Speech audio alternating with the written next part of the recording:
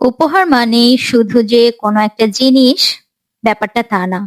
উপহার মানে অনুভব, সম্পর্কের মূল্য আর কারো মুখে হাসি ফোটানোর এক অনন্য বহিঃপ্রকাশ।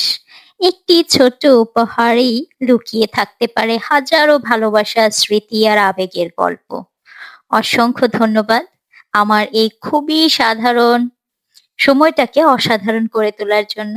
কিসমত সে হামে आप हमदम मिल गए, जैसे कि दुआ को अल्फाज मिल गए, सोचा जो नहीं वो हासिल हो गए, चाहो और क्या कि खुदा दे अब मुझे।